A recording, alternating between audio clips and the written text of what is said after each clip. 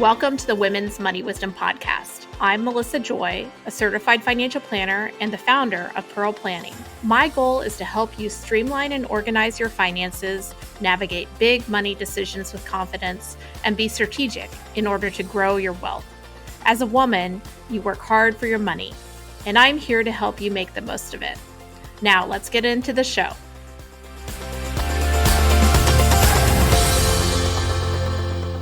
Welcome back to the podcast. We are going to be talking all about imposter syndrome, which I think is something that everybody has, although some of us are aware of it and some of us have it kind of hidden way under the surface. And it comes up all the time for me in my work with people.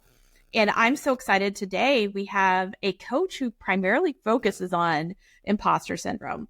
I'm joined by LJ Gamble. LJ, it helps women to overcome imposter syndrome, get unstuck, and find a purpose that they're passionate about. And I really am excited to explore that purpose piece because it becomes so important in your work with your own money. LJ, welcome to the podcast. Hello. Thank you for having me. So this is such an important topic, and LJ, you have the background that we really need to hear. There is so much overlap between the world of mental health and the world of your financial choices. And so I want to hear, since we're going to get down and dirty on what is going on when it comes to these barriers. First, tell me what imposter syndrome is, and then how did it come to your attention to do the work that you do? Yeah, so imposter syndrome, it's not like a medical diagnosis or anything. I see it as like it's a mindset, and it's where you doubt your abilities or you feel like you're a fraud. Sometimes where you're like, oh, people are going to find out I don't really know what I'm doing, and things like that. So it's this mindset where you don't internalize your achievements or success. You'll say things. This actually just happened to me recently. I was talking to someone and I was telling them just about my background. I was like, yeah, I got lucky. And, I was able to get a master's degree. And she's like, you didn't get just lucky. Fell in your lap. Right. And she caught me and she's like, you didn't get lucky. You did 4 years of a bachelor's and then you did another 2 years for your master's. That's not luck. That's hard work. And so that's why I am so passionate about imposter syndrome, because it's something that I deal with on a regular basis. And it's not something that's cured, quote unquote. It's something that and I hate to say it's just something that you live with, but it's something that you learn to recognize and catch over time. And once you understand it, it's the fact that it's this mindset that when you do have accomplishments and achievements, you don't attribute it to your own hard work. You attribute it to external factors like, oh, I got lucky. Oh, the timing was right. And since you don't internalize those achievements, you never get the confidence that you would get from it, right? So you don't build your confidence. You're not building up your self-worth. And honestly, it impacts self-love as well, how you view yourself. When you view yourself as someone who is accomplished because you got lucky, that really, you don't feel good about yourself. And that's why I'm so passionate about it. It's because, like I said, it's something that you have to be able to catch it and redirect it and challenge it. And I had a coach myself, and she's like, we tend to teach what we need most. And that's a good one. That is so true. And that is why I am so passionate about this. As a coach, when I am putting together like these workshops, like I have an imposter syndrome annihilator, mini workshop. And it's not just about, trying to teach you something, trying to coach you through something. I see it as like a mini revolution. And when you're coming to my workshops or my courses, I am helping you create your own mini revolution. So with the imposter syndrome annihilator, think about how much you hold yourself back because of that fear of failure, because of that self-doubt. You are not living your life full out. You're not doing what you were meant to do, finding a purpose that you're passionate about because you doubt yourself so much. And so I say it's a mini revolution because we get together and you start to realize like, oh shit, I am the shit. And oh, I don't know if I'm allowed to curse on here, That's okay. but I'm good with yes. that. And then when you have that confidence, that self-belief, you go out and you do things like starting a coaching business, putting together these workshops, the mini conference that we're going to talk about later. A year ago, I would not have been able to put that together. And I say that because of I didn't have confidence in my abilities, you know. It took a while for me to really look at everything I've achieved in life and say, girl, this is because of your hard work. This is because of your resilience. And that's why I'm just like so excited about this. And I call it a mini revolution because once you get unstuck and realize your power and what you're capable of, everything changes. It's literally a revolution. How you wake up in the morning and view your day to day life, the goals that you set, everything changes. And it's just this revolution. Like you found yourself and you're just ready to like conquer the world. Well, I love that. I first learned about imposter syndrome in terms of your career. Like you might see Yes. the job description that asks for 10 bullet points of capabilities, and if women didn't have one or two, they would say, oh, I'm not qualified, therefore I'm not going to apply. And certainly, like for many of us, our most powerful asset is our own human capital. So if you're impairing your human capital, your ability to earn, because you feel less confident, because you feel that you were lucky instead of your the results and your past success was due to your hard work, then that can really significantly impair your ability to ask for a raise, your ability to apply for the promotion, the way that you're seen in the workplace, or the way that you see yourself. But then after I learned about the concept, I started to see it in my conversations with prospective clients. And what I saw there in the world of financial planning is feeling like you're not enough, feeling intimidated about scheduling even an initial conversation about financial planning because Yes. you don't know where to start, feeling like everybody else has it figured out and you don't. And so I think it's so valuable to be talking about this across professional kind of capabilities, because if you have coaches and or financial professionals that are aware of this, they can both acknowledge, hey, here's where you're doing a great job, just like you're saying, like it wasn't luck that got you a master's degree, it was hard work and putting yourself out there, right? And also the same goes, like here's where you're saving well, here you are on a budget, but you need to just know about these other opportunities that may make a difference in your financial life. But if your mindset is broken, then your ability to receive that information and or thrive from it is harmed and isn't Yes. there. Yes. And I love what you said about it can even make you not even make that very first initial appointment, you know, just to sit Right. down and talk about it because you're afraid. You're afraid to ask for help because you're like, I don't want this person. I don't want to sit here. This woman figures out I have no idea what I'm doing with my money. My finances are a hot mess. And so, yeah, you hesitate to ask for help because you're like, I don't want Melissa to think that I have no idea what I'm doing with my money, which likely isn't even the case, but It's kind of also, like going to the doctor and being like, I don't want to disrobe, right? Like, the yes, doctor has to do the exam, but you feel so vulnerable because you feel like and sitting in the chair that I sit in, I see people doing a great job and having areas where they can improve all the time. If that wasn't the case, I wouldn't do the work the work wouldn't be there, right? Like we don't all have it yes. figured out, and you can't just listen to like, a TikTok feed or Instagram to tell you how to manage your money. Oh my God, So yes. yeah, I so agree that like it makes you feel so vulnerable that you really, deserve people that will respect you and work with you over time instead of just telling you all the reasons you're wrong. Yes.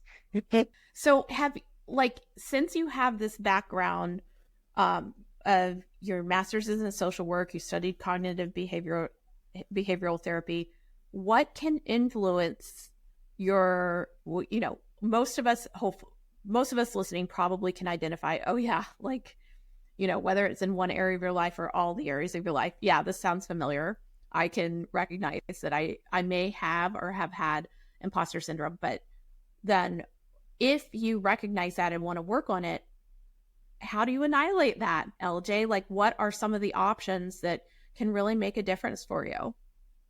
Yes. So one of the things, the first thing I have my clients do, especially with that imposter syndrome annihilator course, is create what I call a hindsight board. And very similar to a vision board, but what it is, like they say, hindsight is 2020.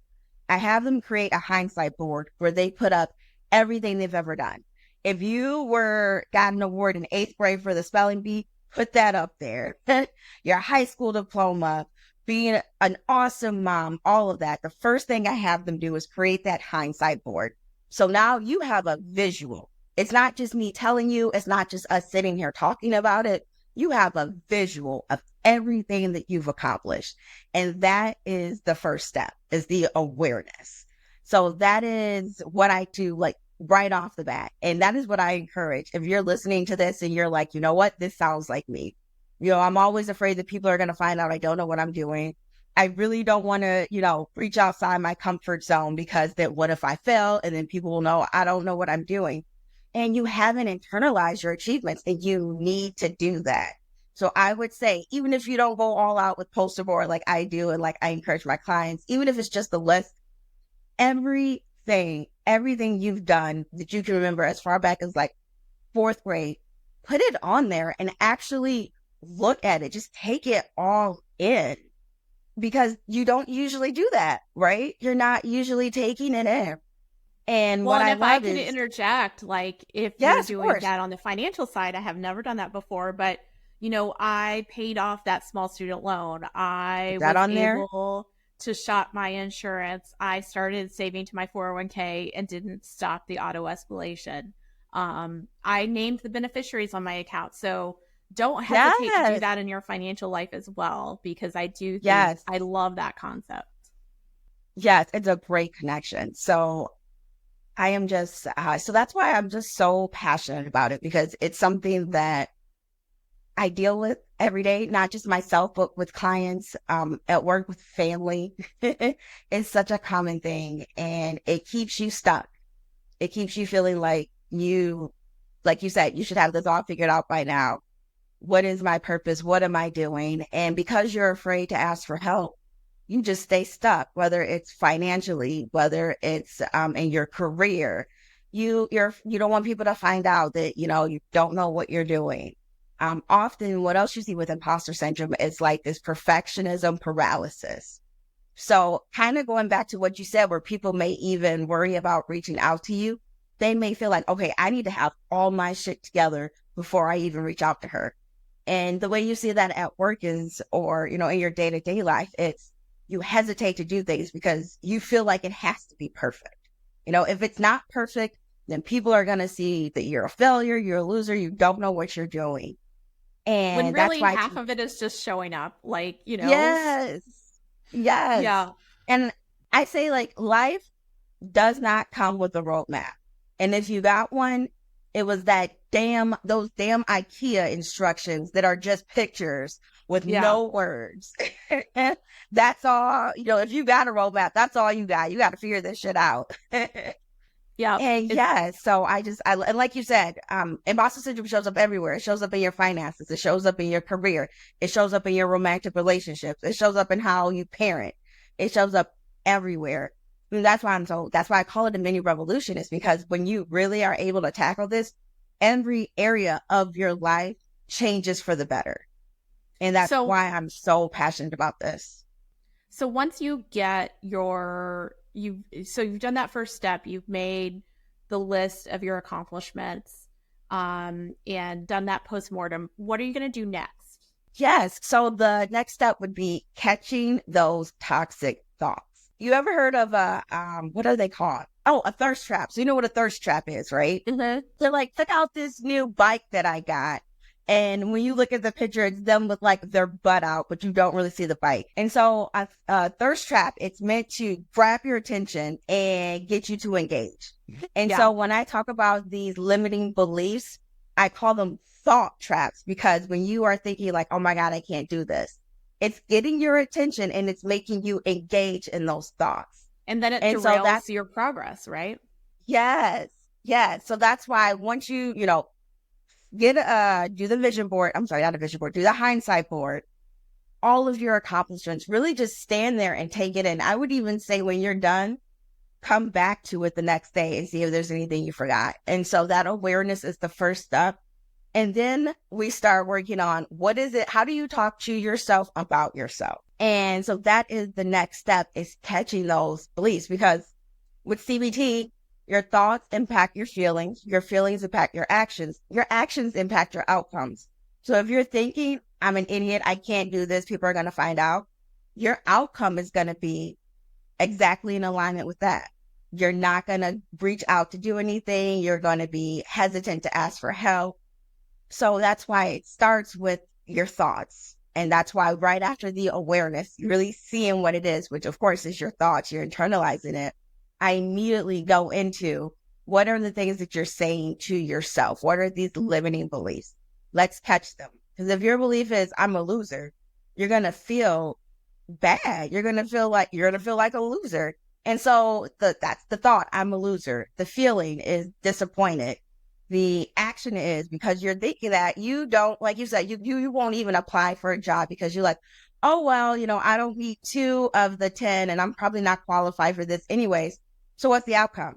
You don't get the job. You don't have an advancement in your career. You're not climbing up the ladder. You're not being an entrepreneur. You're not making more money. And so that's why it all starts with your thoughts. It starts at the head. And so that's really where you need to tackle this. And that's where I spend the most of my time in my Imposter Syndrome Annihilator course, is Well, and I tackling would those toxic say, thoughts. even in my own experience, I totally see that. So I do have the ability, I think, to recognize, and I almost see it as like, the angel or devil on your shoulder, like, the mini Yes. versions of you, like in the Looney Tunes. Is I see it as like those negative feedbacks, as sometimes I'm like, oh, they just need to shut up, because I recognize them as like a part of me Yes. that is not helping. And I would always assume in those limiting beliefs and in those thoughts that whatever the worst is, other people would see me as the worst, like, oh, she's never gonna, this is overdue. And really most people are just appreciative that things are getting done, that they have the ability to work with you. But I always see myself as the least successful in their eyes and things like that. But then if I can compartmentalize that and be like, no, just get it done, and then get the feedback from everybody else, it's like, thanks for doing that. Like, I think that is so important, is the ability to recognize when you're being derailed by your own thoughts, is so Yes. important. Yep. And that's the hardest part. Right. It does make sense. And then you talk about how purpose is really an important factor in your success. So how do you like kind of tease out that purpose and integrate it with the work on your imposter syndrome, or kind of overcoming imposter syndrome? Yes. So usually when people are saying like, I'm trying to find my purpose, I don't know what my purpose is, what they're saying is, I don't know what it is I can do with my limited amount of time on earth that is going to be meaningful. That is the purpose that they're referring to. And I think that that's beautiful, that you're wanting to leave your mark, you're wanting to leave a legacy. And the women that I work with, that is usually what it is. That's when I say like, the imposter syndrome and feeling stuck, they've already accomplished so much. They haven't internalized those accomplishments. So they're stuck feeling like, well, what am I going to do? Like, does my life even matter? I just wake up, go to work, come home, pay bills, repeat. And so they're living this unfulfilled life where they feel like they don't have a purpose.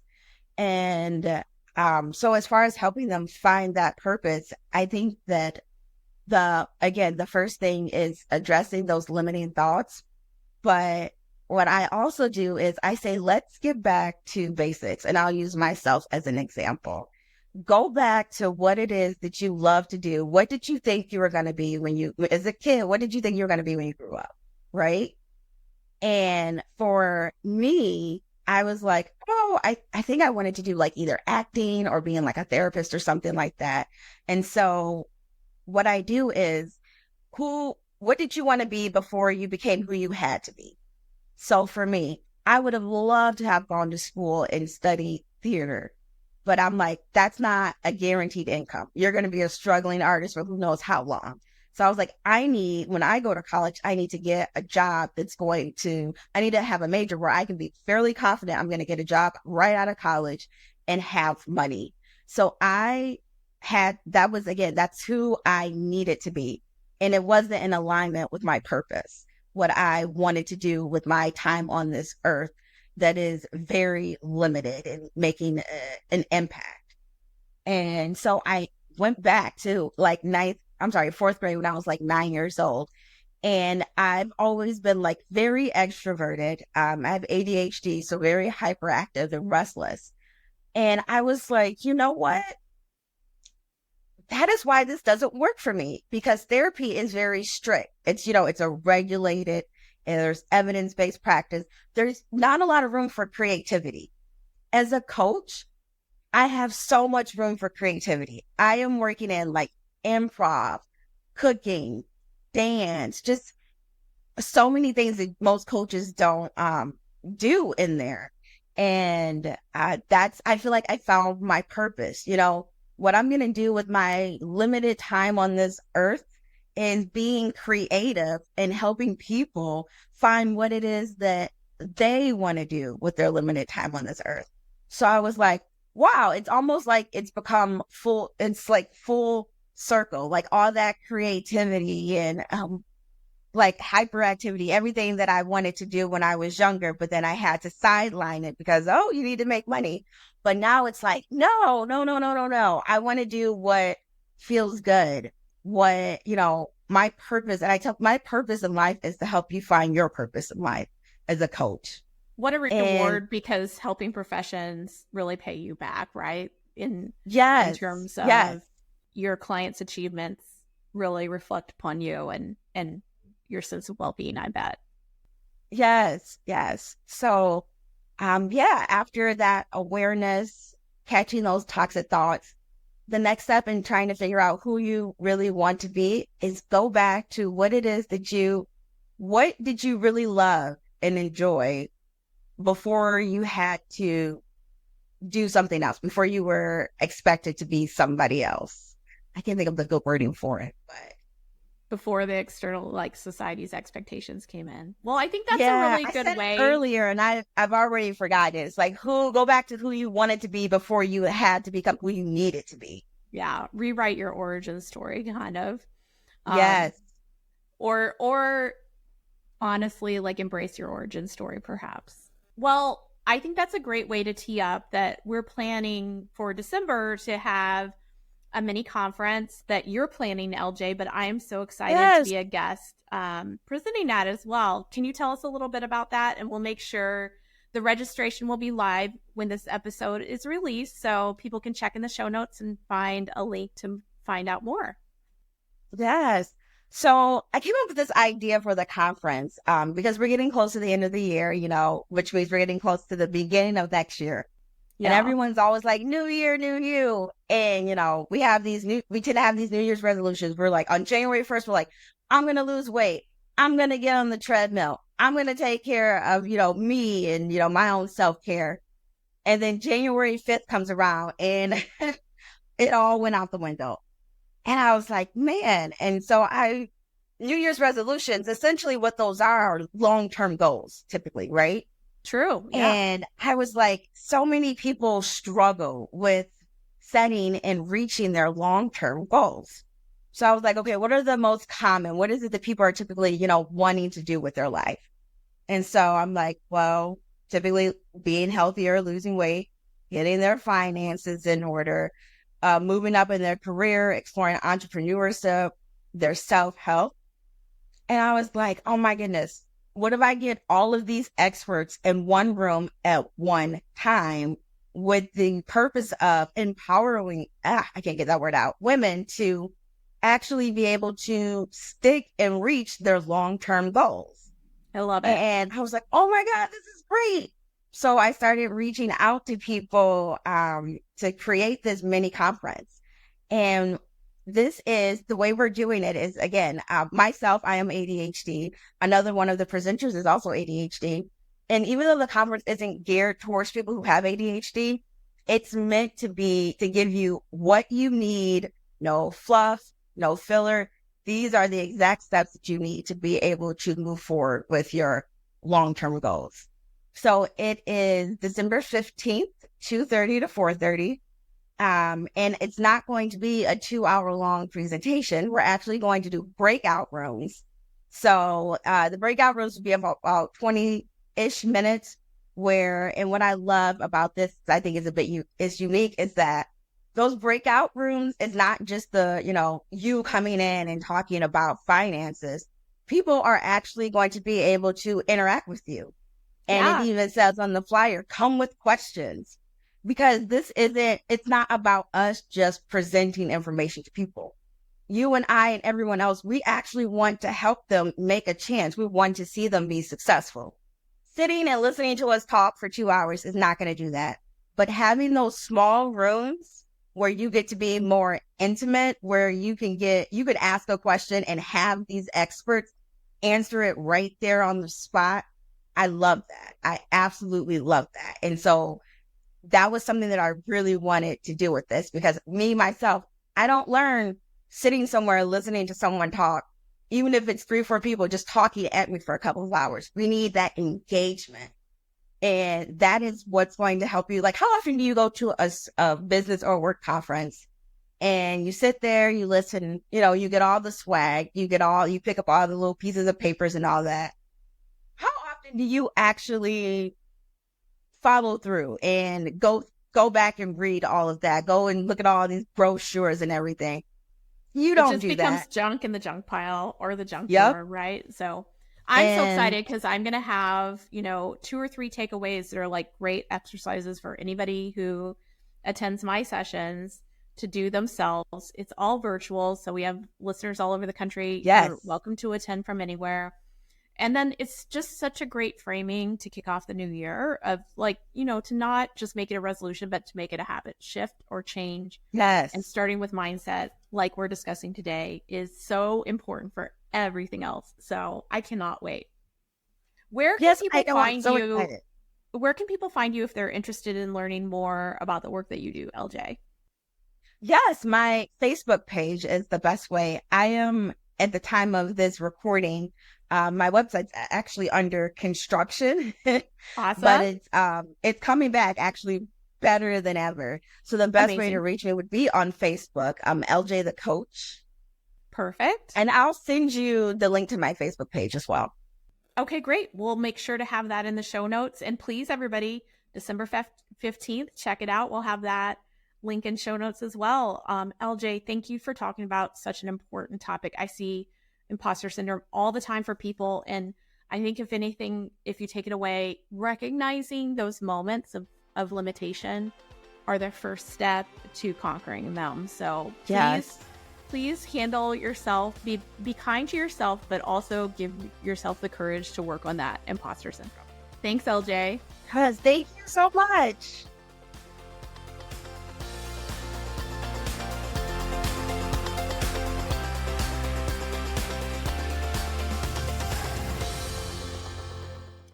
Thank you for listening to the Women's Money Wisdom Podcast. If you found value in this episode, the best way you can support the podcast is to forward an episode to a friend or leave a review. Go to pearlplan.com and the podcast link to get all the resources and links mentioned.